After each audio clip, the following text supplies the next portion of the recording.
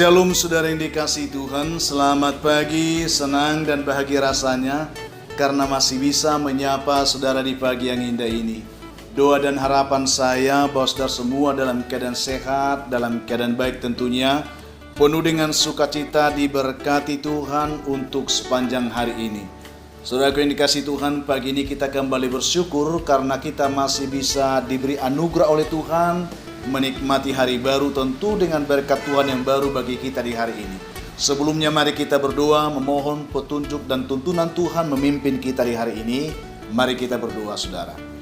Bapa di surga, kami mengucap syukur kepadamu di pagi yang indah ini, oleh karena kami telah merasakan tuntunan penyertaan Tuhan di sepanjang malam yang sudah kami lalui, juga sudah menganugerahkan kepada kami hari baru tentu dengan berkat Tuhan yang baru juga di hari ini.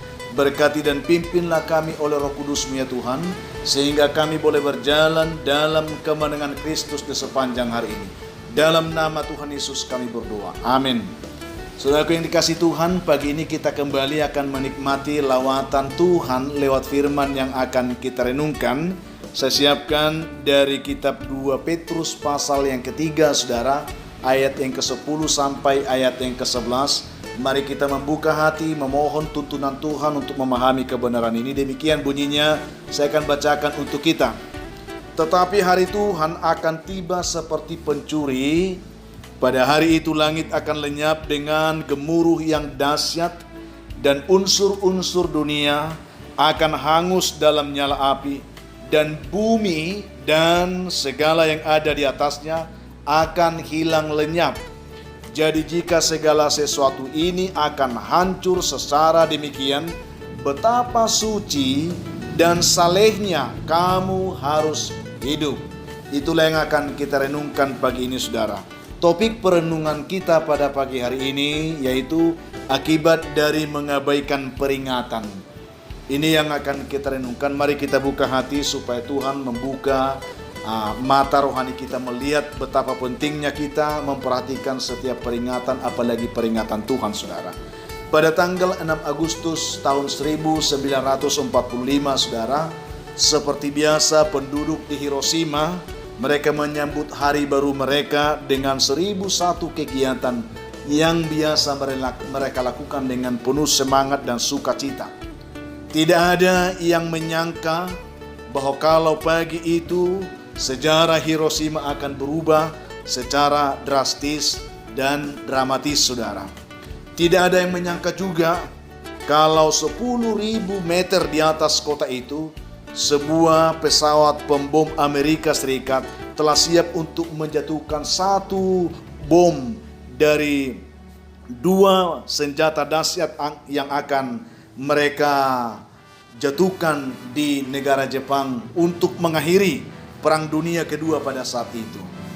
Padahal saudaraku yang dikasihi Tuhan, 2 hari sebelum tanggal itu, berarti tanggal 4 Agustus, pesawat Amerika juga telah menjatuhkan selebaran peringatan kepada seluruh penduduk yang ada di kota itu, bahwa kota Hiroshima termasuk salah satu dari 2 kota yang akan dihancurkan, dimusnahkan dengan bom ya, jika Jepang tidak mau menyerah kepada sekutu. Sudah sangat jelas, beribu-ribu selebaran dijatuhkan dari pesawat pada saat itu untuk memperingatkan semua penduduk kota itu. Tetapi saudara, penduduk kota Hiroshima pada saat itu mereka beranggapan bahwa kota mereka itu terlalu cantik untuk dimusnahkan oleh Amerika Serikat. Mereka menganggap bahwa Amerika tidak akan mungkin tega melakukan itu. Ada juga yang beranggapan bahwa Amerika tidak akan membom kota itu karena pada saat itu ada begitu banyak penduduk kota itu yang punya kerabat dekat atau keluarga di Amerika, sehingga mereka tidak menghiraukan ultimatum dari tentara Amerika itu. Mereka sungguh-sungguh telah mengabaikan peringatan yang keras tersebut saudara.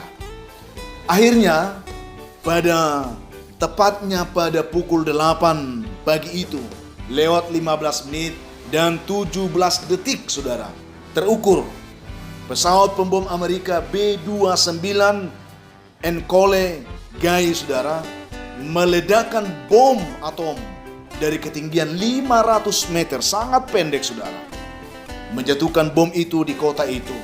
Seketika itu juga bola raksasa itu memancarkan cahaya kilat yang dahsyat dan sekejap mengubah kota yang cantik itu, kota yang berpenduduk sekitar 400.000 jiwa itu menjadi neraka, saudara.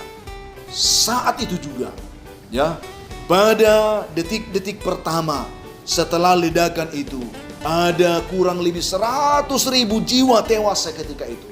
Dahsyat, luar biasa, saudara. Bahan pemusnah sebesar 4 ton yang dijatuhkan lewat pesawat itu memancarkan panas yang luar biasa, bahkan lebih dari 5.000 derajat Celcius perkiraan saat itu, sehingga rumah-rumah kota, ya, di kota itu, juga gedung-gedung yang megah pada saat itu, dan taman-taman kota yang indah yang mereka banggakan itu, seketika itu juga hangus terbakar dan rata dengan tanah, saudara. Sekejap bisa dikatakan 90% kota Hiroshima rata dengan tanah. Dan korban Hiroshima seluruhnya berkisar kurang lebih 200.000 jiwa, saudara. Luar biasa, hanya karena mereka telah mengabaikan peringatan yang telah diberikan kepada mereka sebelumnya. Mereka tidak menyangka, mereka lalai dan mereka mengabaikannya. Dan 3 hari kemudian setelah bom Hiroshima, ya, bom yang sama juga dijatuhkan di kota Nagasaki dengan proses yang sama, diberi peringatan sebelumnya, tetapi mereka juga mengabaikan. Juga di Nagasaki menewaskan lebih dari 200.000 jiwa meninggal seketika ketika bom itu juga dijatuhkan di sana. Saudara yang dikasihi Tuhan, apa yang ingin kita ambil dari sini? Ini kisah nyata, saudara. Sejarah dunia mencatat kedahsyatan dari bom atom di Hiroshima dan Nagasaki. Tetapi bom itu tidak pernah dijatuhkan sebelum diberi peringatan, saudara. Seandainya masyarakat di kota itu mengindahkan peringatan itu, mereka akan terselamatkan. Mereka tidak akan binasa. Mungkin kota itu akan hancur, tetapi jiwa mereka akan terselamatkan. Kisah ini menjadi sebuah inspirasi bagi kita, saudaraku, pagi ini, bahwa sesungguhnya Tuhan juga telah memperingatkan kita semua saat ini, di akhir zaman ini, bahwa Tuhan juga akan menghanguskan dunia ini untuk selama-lamanya. Ini penting bagi kita, saudara, di mana Yesus melukiskan keadaan dunia pada saat itu nanti. Dikatakan bahwa dunia akan dilanda ratapan tangis dan juga kertak gigi. Kita bisa baca dalam Matius 8, 12, 22, 13, 25, 30 dan seterusnya. Masih banyak ayat mendukung hal ini, saudara. Saudara yang dikasihi Tuhan, namun kenyataan kalau kita lihat saat ini, saya tidak tahu apakah kita paham tentang keadaan ini. Ada begitu banyak orang yang tidak menghiraukan peringatan Tuhan lagi sekarang. Ini luar biasa. Ada yang beranggapan bahwa Tuhan terlalu pengasih, Tuhan terlalu penyayang, sehingga tidak mungkin Tuhan itu tega memusnahkan ciptaannya sendiri. Ini pikiran yang sesat, saudara. Mari kita belajar ini. Juga ada yang menganggap bahwa itu hanyalah sebagai kertak sambal Tuhan untuk menakut-nakuti manusia agar tidak terlena dalam dosanya. Ya boleh-boleh saja, tetapi kalau itu peringatan seharusnya kita dengarkan. Itu yang perlu. Bahkan ada juga yang lain, bahkan mengolok-olok dan menertawakan bahwa hal itu dikatakan hanyalah sebagai teori yang usang yang tidak akan mungkin terjadi. Saudara yang dikasihi Tuhan Yesus Kristus, apa yang akan kita lihat dari kebenaran ini? Ya, saya tidak tahu bagaimana saudara sekarang menanggapi peringatan Tuhan dalam kehidupan saudara di tengah-tengah akhir zaman ini, saudara. Tetapi yang pasti, ya, saudara percaya atau tidak, cepat atau lambat, firman Tuhan akan digenapi, saudara. Ya, firman Tuhan akan digenapi. Itu sebabnya dalam pembacaan kita hari ini, Rasul Petrus dia berkata dengan tegas, seperti yang kita sudah baca tadi, tetapi hari Tuhan akan tiba seperti pencuri.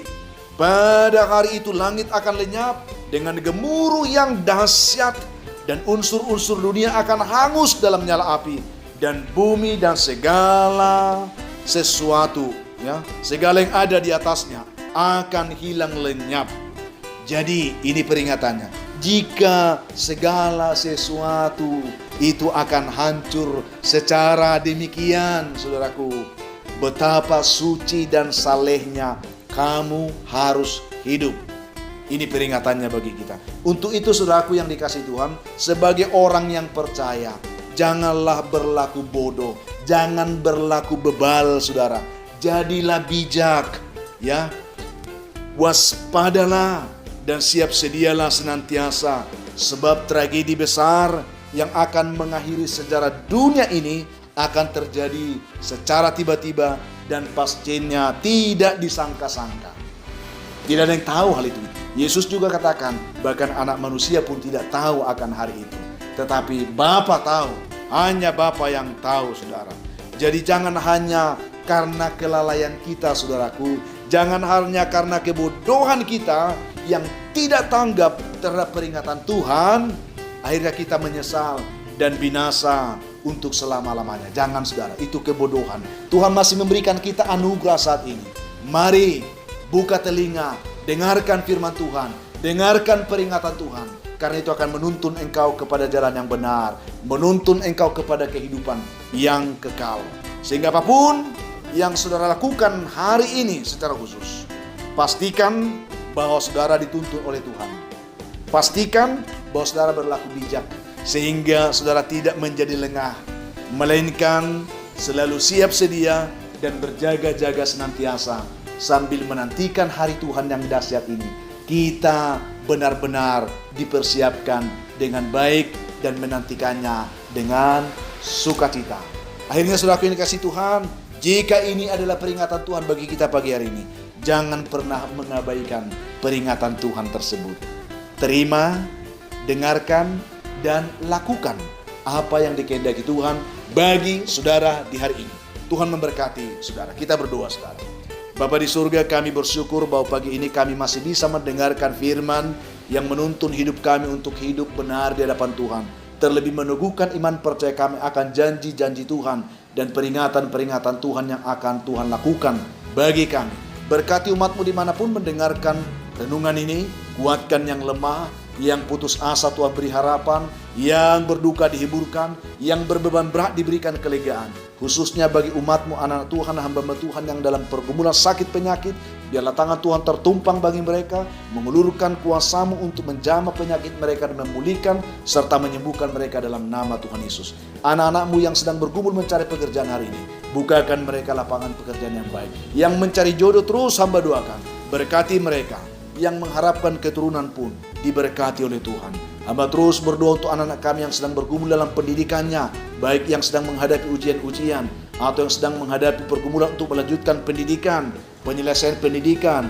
Berikan kepada mereka keyakinan bahwa Tuhan akan menolong dan memberkati mereka. Hamba juga doakan anak-anak-Mu, hamba-hamba-Mu, umat-Mu yang pagi hari ini bersuka cita karena mereka berulang tahun, karena mereka mendapatkan berkat dan rezeki dari Tuhan. Ingatkan bahwa semua itu adalah anugerah Tuhan. Ajar mereka juga bersyukur di pagi hari ini dan penuhkan sukacita mereka.